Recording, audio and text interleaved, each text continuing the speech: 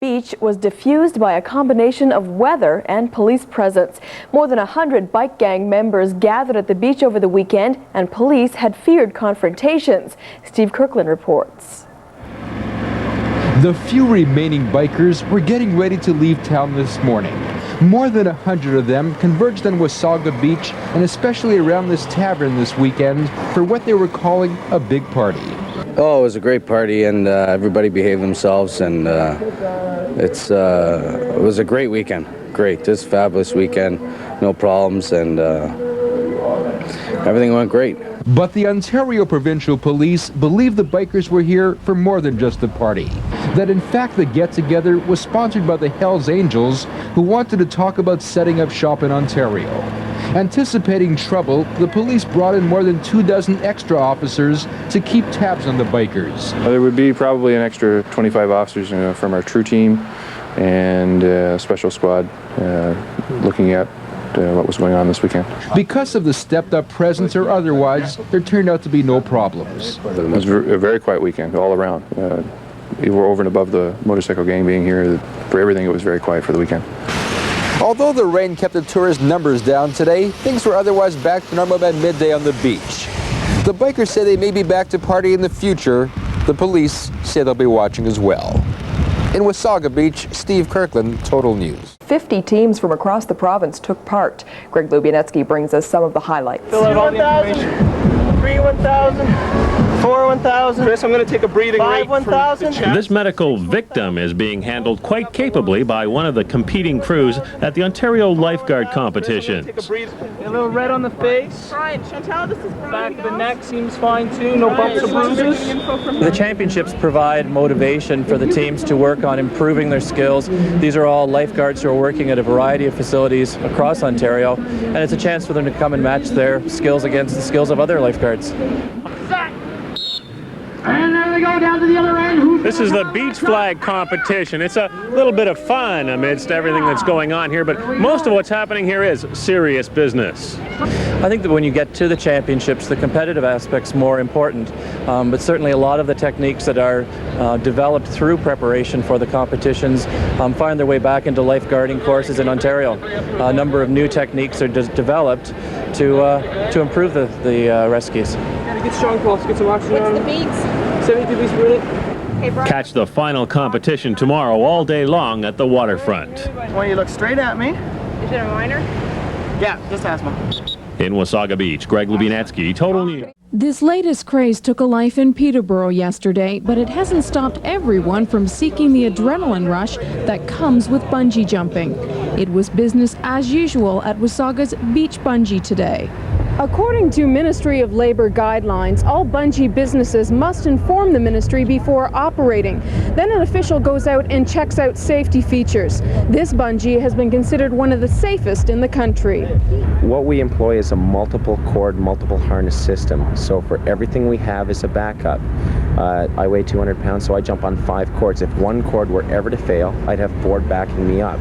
The bungee arena is well marked with safety warnings. As for the crew, they check and double-check latches. Then Wilson takes the plunge, sort of a test run, before allowing the public in. 3, 2, 1, bungee! I'm the first person to go every day. If I didn't feel safe, I wouldn't be up there. I feel safe and confident. Onlookers are amazed, but some are hesitant to try themselves. Oh, I think it's safe, but I wouldn't jump up there. I wouldn't even go 2 feet off the ground. Well, after I heard that incident yesterday, it sort of scares me.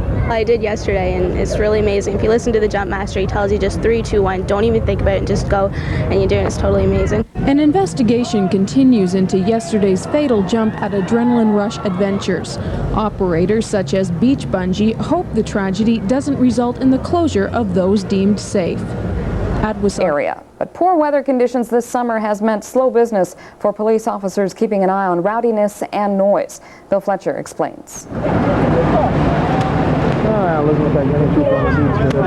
Every summer, Wasaga Beach Provincial Police get additional help.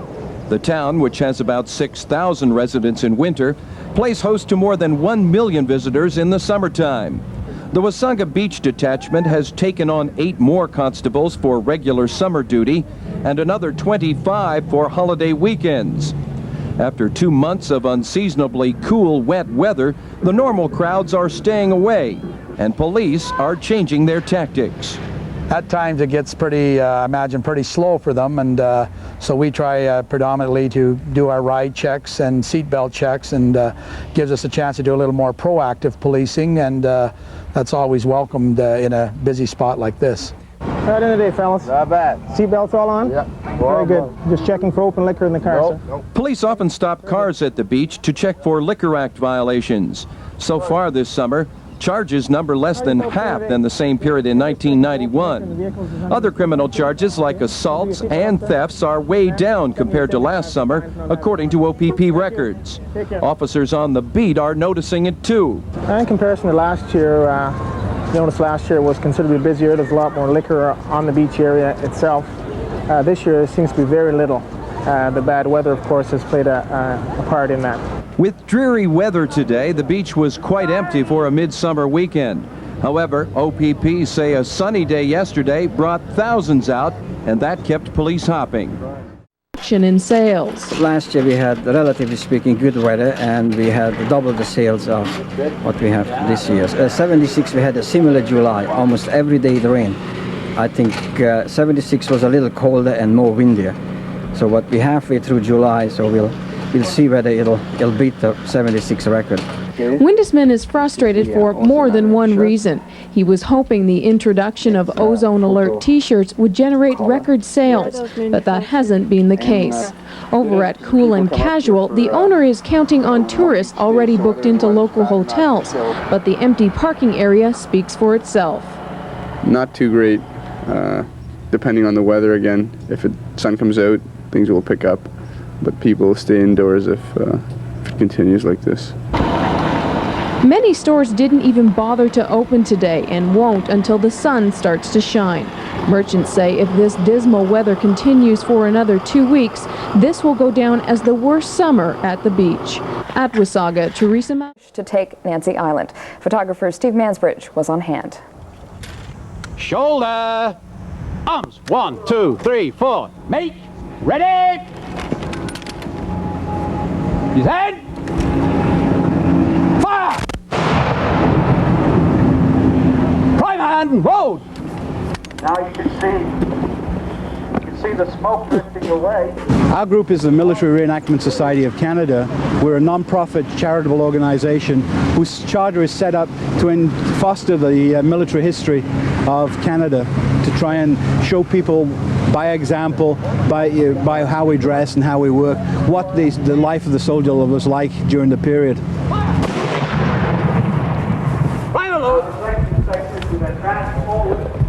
We've brought up some of our tentage to show you, try and show what a campsite would be like, some of the period tents, the equipment, the cooking over the open fire. The ladies will be doing demonstrations of how to cook over the open fire, and try and show you what the life of the soldier was like, other than just the battlefield. But you know, some of the more, some of the equipment, the actual living conditions they lived in. Live on Breakfast Television from Wasaga Beach. That is from the Pedro cam, by the way. On the Georgian helicopter, you can see how precariously balanced our young Pedro is.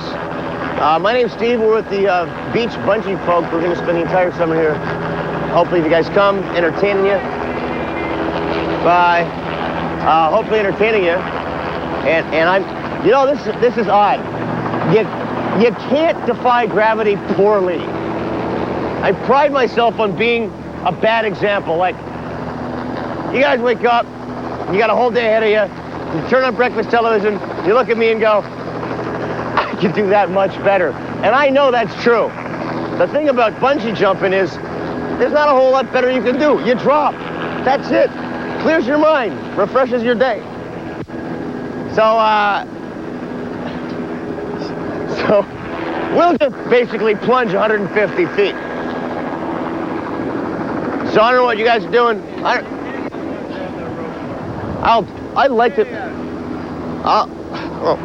I'll do this. Look at that. I like being helpful. This is great. That's a panoramic view of the scene of the bay from the Georgian helicopter. Oddly enough, helicopter. And over there, Buffalo somewhere.